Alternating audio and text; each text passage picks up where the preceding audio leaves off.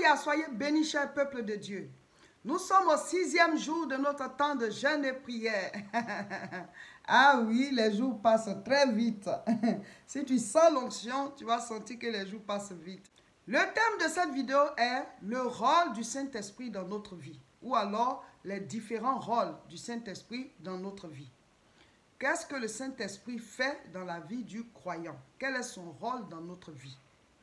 Les vidéos dernières, on vous a expliqué que le thème de notre jeûne et prière, c'est 2021, année des percées surnaturelles. On vous a expliqué qu'on ne peut pas entrer dans la dimension du surnaturel sans le Saint-Esprit. Le surnaturel divin, le surnaturel du côté de Dieu, c'est par le Saint-Esprit. Il te faut recevoir le Saint-Esprit. Le Saint-Esprit, on le reçoit à la nouvelle naissance. Quand tu acceptes Jésus-Christ, alors tu es né de nouveau. Et tu as le Saint-Esprit en toi. Voilà. Ensuite, au fur et à mesure que tu marches avec lui, Dieu maintenant te baptise encore du Saint-Esprit. Là maintenant, tu es revêtu du Saint-Esprit. Mais quand tu reçois le Saint-Esprit, tu es déjà rempli du Saint-Esprit. Amen. Donc, je vais citer les différents rôles du Saint-Esprit dans la vie du croyant. Le premier rôle que le Saint-Esprit joue dans la vie du croyant. Jean chapitre 3. Je lis le verset 6. Ce qui est né de la chair est chair. Ce qui est né de l'esprit est esprit. Jésus a dit à Nicodème, au verset 3. Jésus lui répondit, Jean 3, 3. En vérité, je te le dis, si un homme n'est né de nouveau, il ne peut voir le royaume de Dieu. Et maintenant, Nicodème, croyant qu'il faut rentrer dans le sein maternel pour ressortir, Jésus lui explique que non, que ce qui est né de la chair est chair et ce qui est né de l'esprit est esprit. C'est-à-dire que la nouvelle naissance, c'est un miracle que le Saint-Esprit fait en nous. C'est une œuvre miraculeuse. Le Saint-Esprit fait naître en nous une nouvelle vie. C'est cette vie-là qu'on appelle la vie éternelle, la vie de Dieu, la vie qui ne meurt pas parce qu'elle a vaincu la mort. Donc quand tu reçois Jésus-Christ, le Saint-Esprit vient en toi et il fait naître cette nouvelle vie en toi. Et on dit, tu es né de nouveau. Être né de nouveau, ce n'est pas juste être un religieux, parce qu'on va à l'église. Quand on est chrétien, on doit aller à l'église. Mais ce n'est pas le fait d'aller à l'église, le fait de jouer les rôles qui montrent que tu es né de nouveau. Être né de nouveau, c'est un miracle intérieur. C'est à l'intérieur que ça se passe. Tu sais que ce n'est plus toi qui vis, il y a une nouvelle vie en toi. La vie de Dieu, l'Esprit de Dieu en toi. Tu es une nouvelle personne, tu le sens. Tu ne peux pas expliquer, mais c'est en toi. La Bible dit que le monde, les gens de ce monde sont étrangers à la vie de Dieu. Ils ne peuvent pas comprendre ce que tu vis. Ils ne peuvent pas comprendre ce que tu perçois à l'intérieur de toi. Seuls ceux qui ont vécu la même expérience de la nouvelle naissance te comprennent. C'est comme ça. Donc, on vit sur la terre, mais on fait partie d'un autre royaume. Et c'est ce royaume-là qui sera enlevé.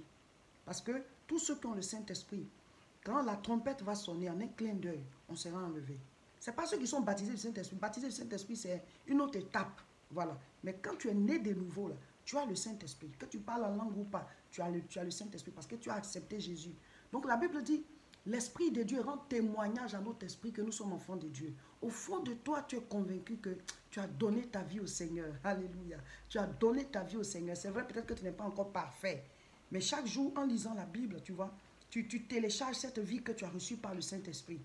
Donc, ton nom est inscrit dans le livre de vie. Tu as reçu une nouvelle vie, en fait. Tu vis, tu marches en nouveauté de vie. C'est une expérience que vous devez vivre. Si vous ne l'avez pas encore vécue, il faut ouvrir tout simplement votre cœur et accepter Jésus-Christ. Dites-lui, je t'accepte comme Seigneur et Sauveur. Je veux marcher avec toi. Je veux devenir ton enfant. Je veux marcher dans tes voies. Je veux être né de nouveau. Je veux être parmi ceux qui t'attendent. Je veux être parmi ceux qui sont sur terre pour te servir. Quand on sert Dieu, ce n'est pas forcément qu'on laisse nos affaires, notre famille pour aller servir quelque part. Même nos enfants, en nous occupant de nos enfants, on est en train de servir Dieu. En s'occupant de notre maison, on est en train de servir Dieu. En étudiant, on est en train de servir Dieu. Parce que tout ça, là, ça va concourir à la réalisation du plan de Dieu sur la terre dans ta vie. Alléluia. Donc c'est tout ça. On se consacre désormais au Seigneur. Tout ce qu'on fait, c'est pour le bien du royaume de Dieu. Donc le premier rôle du Saint-Esprit, c'est cela. Il fait naître la vie de Dieu en toi. Amen. Romains chapitre 8. Je lis le verset 16. L'Esprit lui-même rend témoignage à notre esprit que nous sommes enfants de Dieu. C'est le deuxième rôle du Saint-Esprit, ça. Après avoir créé le miracle de la nouvelle naissance en toi, Le deuxième rôle du Saint-Esprit, c'est que il te convainc. Tu as l'assurance de ton salut. Il te convainc. L'Esprit de Dieu rend témoignage à notre esprit que nous sommes enfants de Dieu. L'Esprit de Dieu rend témoignage à notre esprit que nous sommes enfants de Dieu.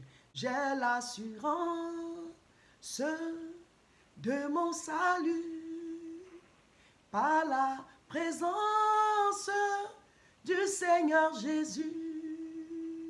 Son sang m'a lavé, m'a racheté, et l'Esprit Saint m'a régénéré. C'est mon histoire, c'est là mon chant. Louez mon sauveur à chaque instant. C'est mon histoire, c'est là mon chant.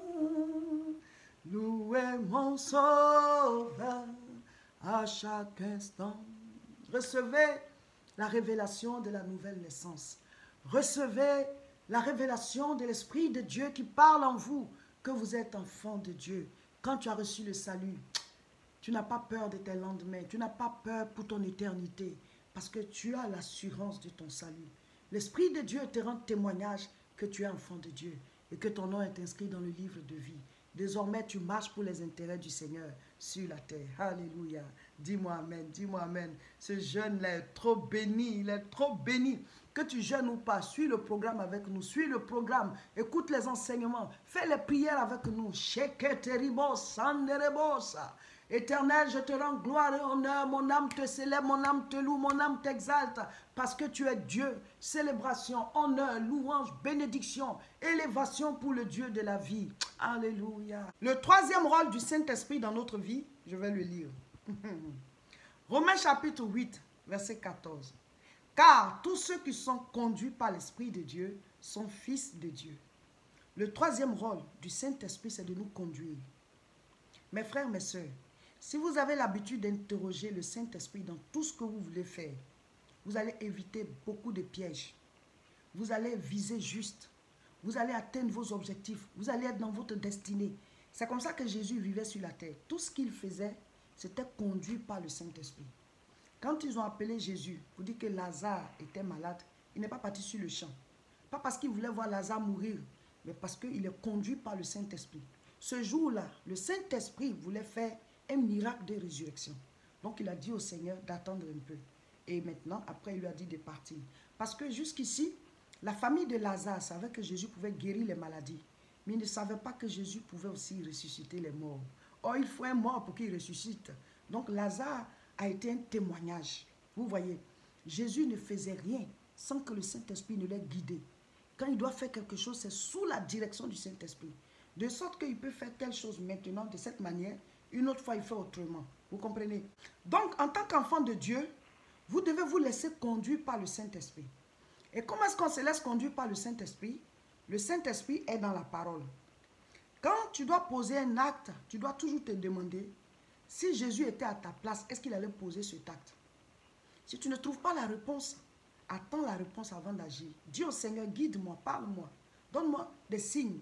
Le Saint-Esprit peut te parler par des signes, il peut te parler par des songes, il peut te parler par la parole. Il faut que le Saint-Esprit vous guide. Vous allez éviter beaucoup d'erreurs. Souvent, le Saint-Esprit parle au fond de nous, mais nous voulons accomplir notre propre volonté. C'est pour cela qu'on se retrouve dans les problèmes. Sinon, son rôle, c'est de nous guider. Souvent, tu choisis quelqu'un, Dieu te dit non. Je ne suis pas dedans, cette personne-là n'est pas bien pour toi. Mais comme toi, tu aimes la personne, tu t'entêtes. Et après, tu pleures. Voilà. Parce que tu as le Saint-Esprit, mais tu ne veux pas te laisser conduire par lui. Et souvent aussi, tu es avec quelqu'un, le Seigneur dit, observe la chasteté. Tu dis, non, je vais perdre la personne. Et tu désobéis à la voix du Saint-Esprit, à la voix de la parole, parce que le Saint-Esprit ne te dira jamais ce qui n'est pas dans la parole. Voilà. Et donc, tu désobéis et après, tu pleures. Mais si tu t'étais laissé conduire par le Saint-Esprit, tu n'allais pas pleurer. Parce que c'est Dieu qui a créé la terre, il connaît le chemin qui sort du désert. Comment sortir du désert, lui, il connaît. Donc, quand Dieu, tu l'as accepté là, laissez-vous conduire par lui. Se laisser conduire par lui, c'est de marcher en fonction de sa parole. Et devant chaque situation, demande toujours la volonté de Dieu avant d'agir. Le quatrième rôle du Saint-Esprit dans notre vie, le voici. Jean chapitre 16, le verset 14. Il me glorifiera parce qu'il prendra de ce qui est à moi et vous l'annoncera. Le Saint-Esprit est là pour glorifier Jésus en nous. Le Saint-Esprit est là pour prendre de ce qui est de Christ. Christ, c'est qui? C'est la parole. Le Saint-Esprit est là pour nous annoncer la parole au fond de nous. Donc, quand tu lis la Bible, quand tu écoutes les enseignements, quand tu mets la parole en toi, devant les situations, c'est le Saint-Esprit qui ramène cette parole. C'est le Saint-Esprit qui te ramène cette parole. Et cette parole-là, maintenant, va te guider. Le Saint-Esprit va prendre de ce qui est à Christ. Christ, c'est la parole faite chair. Donc, il prend de ce qui est à Christ et il te l'annonce. Il te rappelle les prédications que tu as reçues. Il te dit, fais attention, il te guide en fonction de la parole. Un autre rôle du Saint-Esprit dans notre vie, c'est qu'il nous baptise de feu. Le baptême du Saint-Esprit s'appelle le baptême de feu. Et je lis. Actes chapitre 1, verset 5. Car Jean a baptisé d'eau, mais vous, dans peu de jours, vous serez baptisés du Saint-Esprit. Au verset 8. Mais vous recevrez une puissance, le Saint-Esprit survenant sur vous, et vous serez mes témoins. Vous voyez, quand nous acceptons Jésus-Christ, nous sommes nés de nouveau. Nous avons le Saint-Esprit en nous. Mais il y a un autre niveau où le Saint-Esprit nous baptise. Il faut le demander au Seigneur. Et c'est ce qu'on appelle le baptême de feu. Le Saint-Esprit te baptise, tu parles la langue, tu es rempli de l'Esprit de Dieu. Et à cet instant, tu reçois une puissance. C'est avec cette puissance-là que tu peux exercer pour Dieu. On n'a pas tous les mêmes rôles. Il y a ceux qui doivent prêcher. Nous tous on prêche, mais il y en a qui sont appelés spécialement à prêcher. Nous tous on fait des offrandes, mais il y en a qui sont appelés spécialement à soutenir l'œuvre. Nous tous on peut s'occuper des veuves et des orphelins, mais il y en a qui sont spécialement appelés pour ça, qui sont appelés à le faire. Et nous tous on peut chanter dans l'église, on adore, mais il y a ceux qui sont appelés à l'adoration et à la louange. Vous voyez, nous tous on peut écrire souvent des choses, mais il y en a qui sont appelés à écrire des livres. Vous voyez, donc quand tu reçois le Saint-Esprit, tu reçois l'onction pour ta spécialité dans la maison du Seigneur. Donc le Saint-Esprit nous baptise de feu, il nous donne la puissance. On doit tous parler en langue et chacun reçoit l'onction pour la partie de l'œuvre qu'il doit faire. Les différents rôles du Saint-Esprit dans notre vie sont nombreux. On ne peut pas les citer tous, mais il y a un dernier très important que je voudrais citer. C'est que c'est le Saint-Esprit qui nous prépare à l'enlèvement. C'est le Saint-Esprit. C'est pour ça qu'il faut l'écouter. C'est le Saint-Esprit. Quand tu fais des choses, le Seigneur te dit, au fond de toi, il te parle. Ça, il ne faut pas faire, il ne faut pas faire. Fais un effort pour arrêter. Dieu aime les enfants obéissants, comme tous les parents d'ailleurs. Donc, 1 Corinthiens chapitre 15, à partir du verset 51. Voici, je vous dis un mystère. Nous ne mourrons pas tous, mais tous nous serons enlevés, nous serons changés. En un clin d'œil, à la dernière trompette, la trompette sonnera et les morts ressusciteront incorruptibles. Et nous serons changés, car il faut que ce corps corruptible revête l'incorruptibilité, que ce corps mortel revête l'immortalité. Qui va jouer ce rôle? Qui va faire ça? Qui va nous enlever? Qui va nous revêtir du nouveau corps? C'est le Saint-Esprit. En un clin d'œil, paf, on est parti. C'est le Saint-Esprit qui va jouer ce rôle. Donc, il nous prépare à l'enlèvement. Ce n'est pas que l'enlèvement aura lieu dans ces temps. Hein. Moi, je ne sais pas c'est quand, puisque Jésus lui n'a pas donné de jour. Mais il a dit d'être prêt. Voilà, ça peut se passer à notre époque. Comme nous, on peut quitter, mourir, quitter, puis d'autres vont venir au fur et à mesure, puis un jour, ça va se passer. Mais chaque génération doit être prête. Voilà. Donc, c'est le Saint-Esprit qui nous prépare à l'enlèvement pour que le jour de l'avènement de Jésus, on puisse partir. Il a trop de rôles dans notre vie. Celui qui est présentement avec nous sur la terre, c'est le Saint-Esprit. Dieu le Père assis dans les cieux, Jésus est assis à sa droite, il intercède pour nous. Mais quand tu as le Saint-Esprit en toi, quand tu as le Saint-Esprit en toi, ça veut dire que tu as Jésus en toi, tu as Dieu en toi. Les trois, c'est la même personne qui se manifeste sous trois formes différentes. Comme nous, qui sommes une seule personne, dont on se manifeste aussi sous trois formes différentes, corps, âme et esprit. Voilà, chers frères et sœurs, n'oubliez pas de mettre en commentaire votre lecture biblique du jour. N'oubliez pas. Et il faut lire la Bible et il faut prier. Vous devez prier. Quand vous finissez d'écouter les enseignements comme ça, il y a une flamme qui est en vous. Donc à l'heure de la prière, là, il faut prier. Mes frères, mes sœurs, le monde est spirituel avant d'être physique. Il faut prier. Dis au Seigneur de te faire comprendre le rôle du Saint-Esprit dans ta nouvelle naissance. Dans le fait que tu sois né de nouveau. Là, quel est le rôle du Saint-Esprit? C'est notre sujet de prière de ces 2 jours-là. Saint-Esprit, il faut que je puisse comprendre ton rôle dans ma nouvelle naissance. Amen. Ce samedi 9 janvier 2021, nous serons à Aubervilliers. N'oubliez pas, pour la grande croisade de prière. C'est en une seule séance de 14h30 à 17h30. Inscrivez-vous, le lien au-dessus de la vidéo, si c'est sur Facebook, et en dessous si c'est sur YouTube. On va se retrouver pour prier. C'est la première croisade de l'année, à ne surtout pas rater.